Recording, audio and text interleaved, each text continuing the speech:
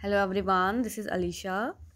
I'm going to explain you the notice writing and this notice writing explanation is for everybody. तो इसे सारे लोग जो है सुन सकते हैं, समझ सकते हैं. I'm going to explain you in a bilingual way only. So let us start. So notice writing जो है इंग्लिश राइटिंग स्किल्स का एक इम्पॉर्टेंट पार्ट है और नॉट ओनली स्टूडेंट्स बट हमें नॉर्मली भी इसके बारे में नॉलेज होनी चाहिए. तो एज क्विक एज पॉसिबल मैं ट्राई करूँगी कि मैं इसकी जल्दी एक्सप्लेनेशन करूँ but very clearly. So I am going to read out some points and again I am sharing my screen with you.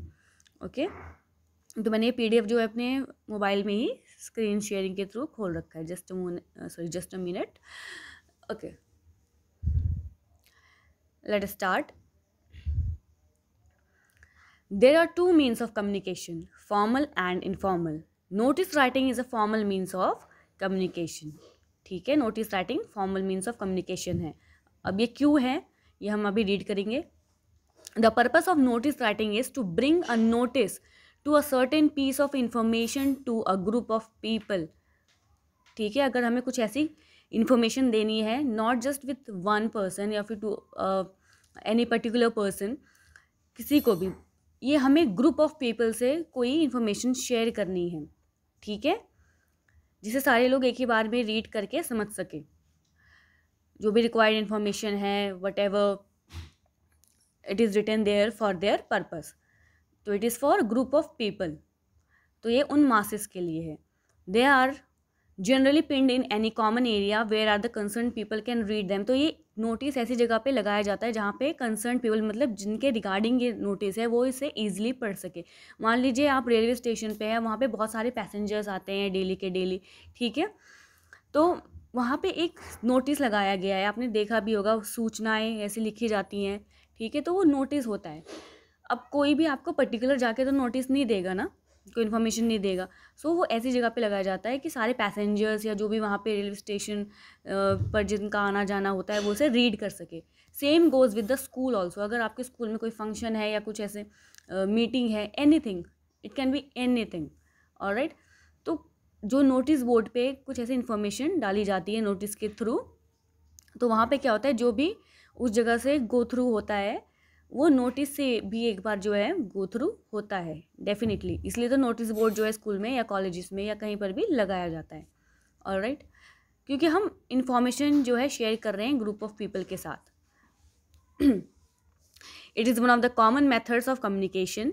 It gives important information about something that is about to take place और has taken place. ये ऐसी सूचना या information होती है या तो वो इंसिडेंट्स ऑलरेडी हो चुके हैं, इवेंट्स हो चुके हैं उसके रिगार्डिंग है या फिर होने वाले हैं. तो अभी डिपेंड करता है कि वो किस तरह का नोटिस है. ठीक है, it is usually meant for a wider audience, ताकि ज़्यादा लोग उसे पढ़ सके और इंक्लूड हो सके जो भी फंक्शन या कुछ ऐसी मीटिंग है etcetera. And it is put up in a public place. As I told you that कि ये पर्सनल यूज़ के लिए नहीं होता कि आप पर्टिकुलरली किसी एक पर्सन को भेज रहे हैं. It is not the informal letter. ठीक है, तो ये किसी ऐसे पब्लिक प्लेस पे लगाया जाता है. मैंने अभी आपको रेलवे स्टेशन का एग्जांपल दिया, स्कूल का एग्जांपल दिया. ठीक है, बहुत सारी जगह ऐसे पब्लिक प्लेसेस हो सकते हैं, चाहे पार्क्स हो, ठीक है, मॉल्स हो, जो भी आपकी लोकेलिटी है वहाँ पे आपके सेक्टर में ऐसे नोटिस लगाए जा सकते हैं. Now basically what is a notice.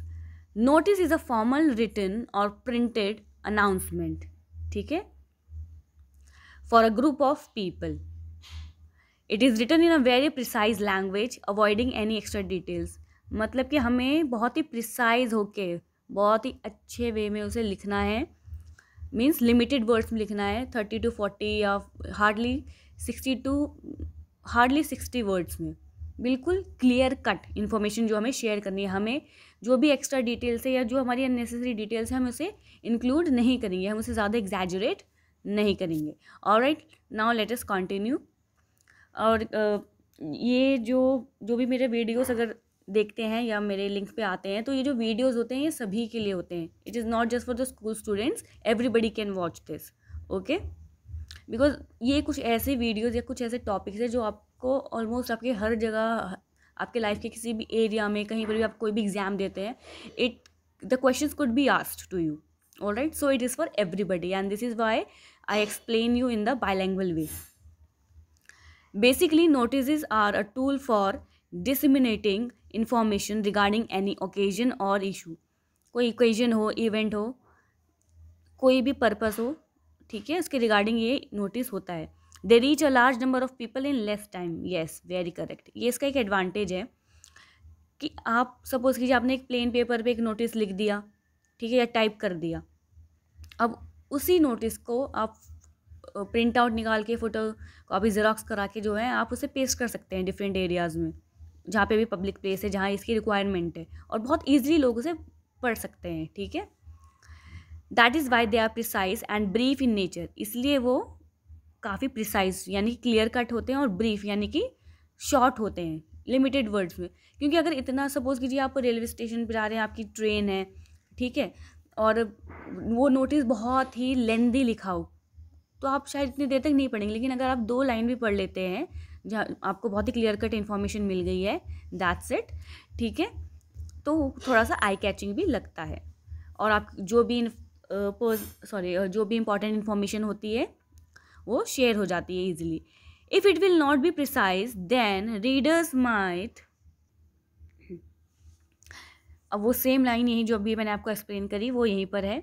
If it will not be precise, अगर प्रिसाइज नहीं होता, लिमिटेड वर्ड्स में नहीं होता, then the readers might not devote so much time only for reading it. यही चीज़ अभी मैंने without even looking this point I just told you. Alright, so please remember this. So it gives important information about something which has happened or about to happen, any event, any assembly meeting, can be any reason. अब different तरीके की notice होते हैं, कोई भी topic हो सकता है नोटिस का, ठीक है, और ये एक फॉर्मल मीन्स है कम्युनिकेशन का. और किस लिए ये, क्या ये पर्सनल यूज़ के लिए नहीं. पहली बात तो ये पब्लिक प्लेस पे लगाए जा सकते हैं जहाँ पे बहुत ही इजीली एक्सेसिबली लोग पढ़ सकें या गो थ्रू हो सके. ठीक है, ओके. सपोज कीजिए अगर आप नोटिस, किसी ने कोई नोटिस निकलवाया, वो किसी ऐसी जगह पे, किसी कॉर्नर में जहाँ पे लोग उसे नहीं देख पा रहे, जहाँ पे वो विजिबल नहीं है, तो क्या होगा, अगर बाई चांस उसमें बहुत ही ज़्यादा इंपॉर्टेंट इन्फॉर्मेशन है जो सर्कुलेट होनी चाहिए, लोगों को मालूम होनी चाहिए, तो क्या होगा, उस नोटिस का कोई बेनिफिट नहीं होगा. ठीक है, all right. So this is why use precise language and avoid extra details. All right. So it is for wider audience. Now let us just continue. Just a moment. Okay.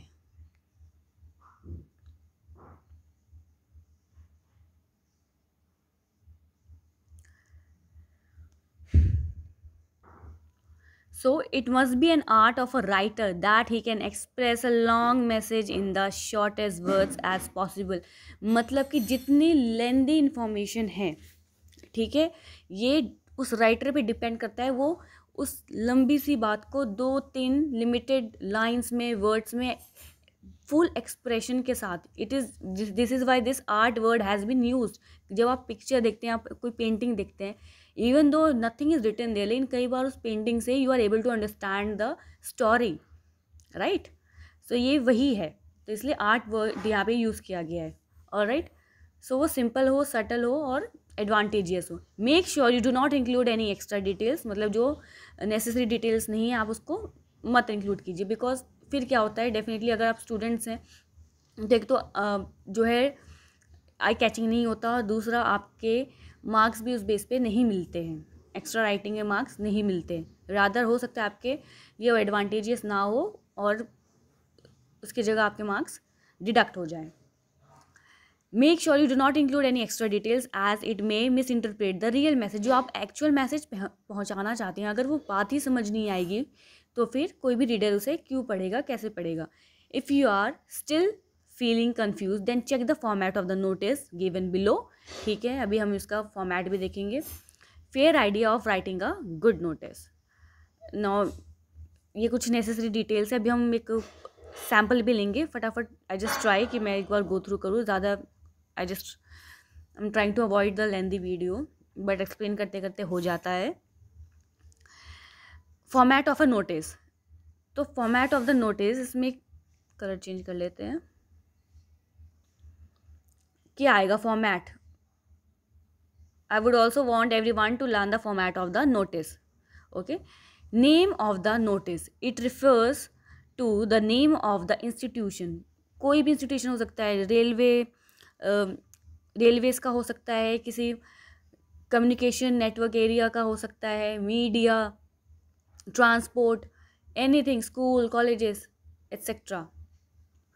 ठीक है, तो उसका name आएगा पहले तो top पर. Of which the person writing a notice is a part. मतलब जिसने भी वो नोटिस जो है एनफोर्स किया है, जारी किया है, किसके द्वारा. सपोज कीजिए कोई भी, अगर मीडिया, ठीक है, हमें मीडिया की तरफ से कोई नोटिस आता है तो उसमें ऊपर लिखा रहेगा मीडिया, या फिर कुछ या ट्रांसपोर्ट या कम्युनिकेशन की तरफ से आता है, तो उस विभाग से, संचार की तरफ से हमें जो है ये पता चलेगा कि ये कहाँ से नोटिस एक्चुअली में आया है. It is written on the top of the page. Correct. It help the readers identify who issued the notice. मतलब किसकी तरफ से ये नोटिस इशू हुआ है. कोर्ट हो सकता है, बैंक हो सकता है, बहुत सारे एग्जाम्पल है, schools, institutions, different institutions. Now second title, notice. This title से notice, it lets the reader know that they are going to read the notice. अब ये नोटिस क्यों लिखना ज़रूरी है, क्योंकि ये नोटिस वर्ड अपने आप में ही इतना एम्फसाइज करता है, फोकस करता है कि नोटिस है तो मीन्स कुछ इम्पॉर्टेंट इन्फॉर्मेशन है. ठीक है. लेटर तो चलिए हम पर्सनल कम्युनिकेशन के लिए करते हैं, लेकिन नोटिस क्योंकि सबके लिए है, तो सबको ये बात ऑलरेडी उनके माइंड में रहती है कि नोटिस ये होता है, कोई ऑर्डर है, कोई इंस्ट्रक्शन है, तो उसे सब पढ़ते हैं. ठीक है, क्योंकि कहीं ना कहीं ये जो नोटिस है ये उनसे ही रिलेटेड तो है. It lets the readers know that they are going to read the notice. Definitely अगर हम कोई चीज़ रीड कर रहे हैं, आप सपोज कीजिए डायरेक्ट अगर आपने रीडिंग स्टार्ट कर दी और आपने चैप्टर ही नहीं बताया स्टार्टिंग में कौन सा चैप्टर आप पढ़ रहे हैं, so how would anybody understand कि हम किसके बारे में बात कर रहे हैं. Now date, very important. The date is written on the left side corner of the notice after leaving a tie. Means एक गैप के बाद. ठीक है, टाइल यहाँ पे मतलब है एक गैप, जो हम एक 1 लाइन स्पेस छोड़ते हैं उसकी बात कर रहा है ये. So students also you can just refer this things. तो लेफ्ट साइड की तरफ लिखना, हम उसे बॉटम में, सेंटर में नहीं लिखेंगे, ना राइट साइड में लिखेंगे, हम डेट लिखेंगे लेफ्ट साइड में. ठीक है. As the notice are formal communication, the date of issuing a notice is very important. This is what I was telling you. The date should be written in a proper format which is clear and easily understandable. Clarity is very necessary. This is what I tell everybody. अगर आप एक छोटे से chat में भी, personal communication में भी अगर आप ठीक से क्लियरली नहीं लिखेंगे या नहीं कम्युनिकेट करेंगे तो कम्युनिकेशन बैरियर हो सकता है. और ये तो एक फॉर्मल बात हुई. ठीक है, तो उसको अंडरस्टैंडेबल होना बहुत ही ज़रूरी है. So try to avoid those cuttings, okay, those marks. Practice notice writing yourself and then you can just go through. Let me see if I have any example of the notice writing. So quickly I am just going through the format of the notice writing. Very important thing, notice जो है हमेशा एक box में आएगा.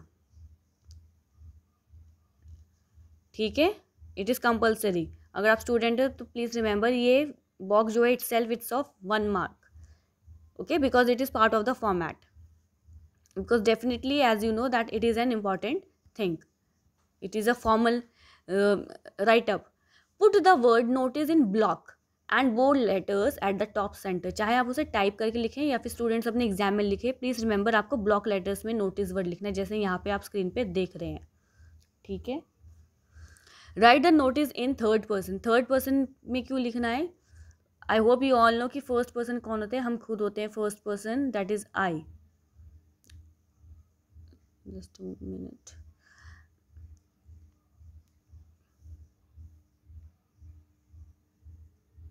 Second कौन से होते हैं? यू. और थर्ड ही शी, जो भी अदर है. अब इसमें क्या आ गया हमारा, पीपल, पब्लिक, जिनके लिए हम ये नोटिस जो है इशू कर रहे हैं। तो इसलिए हम इसको कहते हैं कि हम नोटिस जो है कौन से पर्सन में लिखते हैं, थर्ड पर्सन में हमें नोटिस लिखना चाहिए, because it is not a personal means of communication. Just erase this quickly. Okay, so mention the date and name designation of the issuing authority. It is very compulsory. जब आपने ये लिख दिया तो आप ये भी ध्यान रखना कि आपको डेफिनेटली नेम और डेजिग्नेशन, डेट, नेम, डेजिग्नेशन, ये कुछ इंपॉर्टेंट चीज़ें. अभी हम सैम्पल भी देखेंगे, एग्जाम्पल देखेंगे कैसे कहाँ पे डेट लिखा गया, नेम है, डेजिग्नेशन है. Then we will continue. Include all the important details such as time, place and date of the event. अगर आप कोई इवेंट ऑर्गेनाइज कर रहे हैं, कोई कैंपेन ऑर्गेनाइज कर रहे हैं, उसका टाइम, प्लेस, डेट. अगर आपके स्कूल में या आपके कहीं भी इंस्टीट्यूट में कुछ ऐसा फंक्शन है, जैसे सपोज कीजिए, तो या फिर गवर्नमेंट की तरफ से ही कोई नोटिस इशू हुआ है, वैक्सीनेशन के लिए हुआ है, तो उसके लिए टाइम, प्लेस, डेट कंपलसरी है ना. आपने देखा हो कि ये सारी चीज़ें कुछ बेसिक नेसेसिटीज़ हैं, एसेंशियल हैं. अगर यही नहीं लिखा होगा तो फिर आपको कैसे पता चलेगा कि ये जो इवेंट है कब हुआ था या कब होगा, right. Adhere strictly to the word limit as given in question paper. ये बच्चों के लिए भी है कि हमें वर्ड लिमिट में जो है अपना नोटिस लिखना है, because you can not exaggerate और you don't have to exaggerate और पुट अननेसेसरी एलिमेंट्स. कुछ यहाँ पे टॉपिक्स दिए गए, नोटिस राइटिंग के टॉपिक्स जल्दी से गो थ्रू होते हैं. सो नोटिस राइटिंग टॉपिक्स क्या हो सकता है, कोई कंपटीशन के regarding, an excursion trip, lost and found, आपने कोई चीज़ लॉस्ट कर दी थी या कुछ हुई. ऐसे कई बार हमने बहुत जगह पे देखा होगा, रेलवे स्टेशन पे लॉस्ट एंड फाउंड, कोई ऐसा आइटम, कोई भी कमोडिटी या कोई पर्सन, कुछ भी ऐसा, तो उसके रिगार्डिंग भी नोटिस इशू किया जाता है. An inauguration to take place, an exhibition, जो भी पेंटिंग एग्जीबिशन होते हैं या कुछ ज्वेलरी एग्जीबिशन होते हैं etcetera. A blood donation camp to be held. So you can see कि बहुत सारे टॉपिक्स है, डिफरेंट टॉपिक्स आते हैं. तो इट इज़ नॉट कंपल्सरी कि सिर्फ स्कूल या कॉलेज के रिगार्डिंग है. और any such type of event और information to be issued in public interest. Very necessary and a very nice term. Public interest के लिए होता है नोटिस, ठीक है. अगर स्कूल के रिगार्डिंग है तो स्कूल के जो भी लोग हैं, मेंबर्स हैं, स्टूडेंट्स हैं, टीचर्स है, तो ये स्कूल की पब्लिक है, ठीक है. तो it is not for personal use. Okay.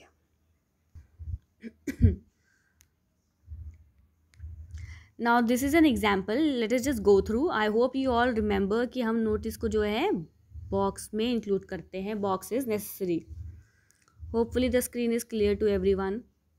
So this is just an example.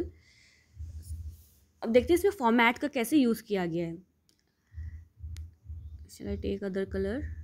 चलो ये ले लेते हैं. ओके. सबसे पहले नोटिस वर्ड, देखो बोल्ड लेटर्स में ये लिखा गया है नोटिस, और कितने अच्छे से कैपिटल लेटर्स का यूज़ किया गया है. 28 जनवरी यहाँ पे डेट है. Please avoid this. I don't know why they have given in the left side. लेकिन ये एक इधर गलत है, तो मैं इसको क्या करती हूँ, मैं लेफ़्ट साइड में ही बोल देती हूँ कि आप लेफ़्ट साइड में नोटिस लिखेंगे. अब ये जहाँ से भी मैंने सर्च किया हो या फिर वहाँ पे उस फॉर्मेट में ऐसा था. Anyways please avoid this. आप सेंटर में नहीं लिखेंगे, आप लेफ़्ट में ही लिखिए, because that is more formal and precise वे.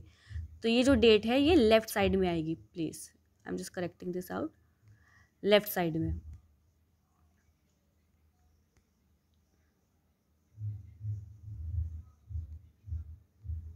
इसी बिल्कुल इसी ही आपको प्लेस पे लिखना है, लेफ्ट साइड. ओके. जो भी ईयर है आप उसमें ये जो एक्स है ये इसलिए दिया जाता है because it is an example. कोई भी ईयर हो सकता है, ठीक है. इसलिए यू विल सी दैट कुछ ऐसे लेटर्स यूज़ किए जाते हैं क्योंकि वो एक एग्जाम्पल की तरह ही है, nothing else. Alright, all aspiring writers. So अब इसका टॉपिक क्या है? टैलेंट हंट है। टैलेंट हंट ये हो गया हमारा मेन टॉपिक। इससे पता चलेगा कि कोई नोटिस जो है वो किस लिए इशू किया गया है। All aspiring writers kindly listen and kindly see the way how a formal way of writing notice is. आपको कुछ भी एक्स्ट्रा नहीं लिखना है, बिल्कुल ध्यान से। ये कुछ ऐसी लाइनें हैं जो आप लर्न कीजिए, सीखिए। All aspiring writers and poets are hereby invited to write original interesting articles poems. 2 ही लाइन्स में इतनी इजीली एक्सप्लेन किया कर दिया गया है कि टैलेंट हंट जो है होने वाला है। तो जो भी राइटर्स, पोएट्स या जो भी लोग इसमें पार्टिसिपेट करना चाहते हैं या फिर कंट्रीब्यूट करना चाहते हैं, वो उन्हें एक तरीके से इनवाइट है ये। All right, so they can give their names और anything. After leaving a little space और a 1 line space for the students, stories, jokes etcetera. क्या क्या चीज़ें आ सकती हैं? और भी स्टोरीज, जोक्स एट्सेट्रा। ठीक है, आप इसको यहीं पर ही कंटिन्यू कर सकते हैं। For the school magazine, okay, तो ये स्कूल मैगजीन के लिए है। और उस स्कूल मैगजीन का नाम क्या है? Sagarika. And hand them over to the undersigned. Undersigned मतलब जो भी यहाँ पे ये जो है ना अंडरसाइंड, यहाँ पे हिमांशी का एग्जाम्पल दिया है। कोई भी अंडरसाइंड यानी कि जो कंसर्न पर्सन को हमें कम्युनिकेट करना है इसके रिगार्डिंग, ठीक है, उसे कहते हैं हम अंडरसाइंड, जो कि बॉटम में लिखा हुआ है। लेटेस्ट बाय 7 फरवरी, ठीक है।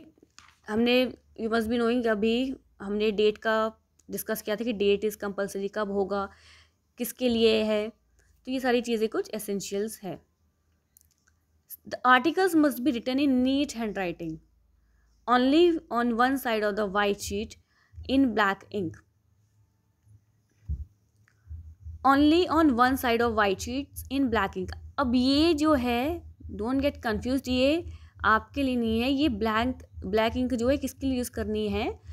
अगर ये स्पेशली इस आर्टिकल के लिए दिया गया है जिसने भी ये नोटिस इशू कराया है, ठीक है, तो ये एक इंस्ट्रक्शन दी गई है। मान लीजिए आपके स्कूल में, कॉलेज में कहीं पेंटिंग कंपटीशन है। अब उस पेंटिंग कंपटीशन में सिर्फ ऑयल पेंटिंग्स अलाउड है, तो फिर आप कौन से कलर्स ले जाएंगे? आप ऑयल कलर्स ले जाएंगे और कैनवस ले जाएंगे। तो ये इस नोटिस का पार्ट है, ठीक है। स्कूल में students, you can very simply use 1 pen. आपको चेंज करने की ज़रूरत नहीं। एग्जाम में इतना टाइम नहीं होता कि आप पहले ब्लैक ले रहे हैं पेन या फिर ब्लू पेन यूज़ कर रहे हैं या उसको बहुत ज़्यादा डिज़ाइनिंग कर रहे हैं। नहीं, बिल्कुल फॉर्मल वे में लिखना है आपको, ठीक है। नाउ सिग्नेचर हिमांशी, सबसे पहले सिग्नेचर आएगा। अब ये नेम एंड देन अगर उसकी कोई डेजिग्नेशन है कंसर्न पर्सन की, तो उसका डेजिग्नेशन आएगा उस नेम के बाद। Let us take one more example quickly. Now here is an example. Hopefully the screen is clear to you. Okay. Now this is one of those examples which are commonly asked to solve with the school, especially for the students. ठीक है, तो I have used this example for my students as well. Let us continue. ABC public school Delhi. अभी ABC public school जो है एक actual name नहीं दिया गया, because this is again an example. आप अपने स्कूल का या अपने अथॉरिटी, अपने इंस्टीट्यूशन का नेम यहाँ पे मेंशन कर सकते हैं। नाउ और दिल्ली कौन सी जगह पे है? बहुत ही ईजी वे में, आपको पूरा फुल एड्रेस नहीं देना। अगर दिल्ली है, मुंबई है, आप बस उस जगह का नाम लिखिए, ठीक है। ग्रेट नोएडा है, जहाँ पर भी है ये, कॉमा डाल के। Now notice, it is written in capital letters, bold letters, ठीक है। Now this is quite better one. यहाँ पे date you will see that it is written on the left side. This is regarding inter house poetry competition. School students can use this for their exams as well, for learning. अब जो notice writing की यहाँ example में language है, try to learn it, understand it. This notice has been put up to inform the students of classes 8th to 12th that an inter-house poetry recitation competition, means इसी में topic आ गया कि किस regarding ये notice है और किसके लिए है? 8th to 12th क्लास के स्टूडेंट्स के लिए। Has been organised next month, okay, तो एक पोइट्री कंपटीशन है which is next month, schedule दे दिया है यहाँ पे. The details are venue, venue यानी कि कहाँ पे होगा, कौन सी जगह पे. तो ये होगा स्कूल ऑडिटोरियम में. अगर नोटिस किसी और चीज़ की, किसी और प्लेस के रिगार्डिंग है गवर्नमेंट की तरफ से, सपोज कीजिए वैक्सीनेशन के लिए ही है, ओके, तो उसमें वेन्यू दिया होगा.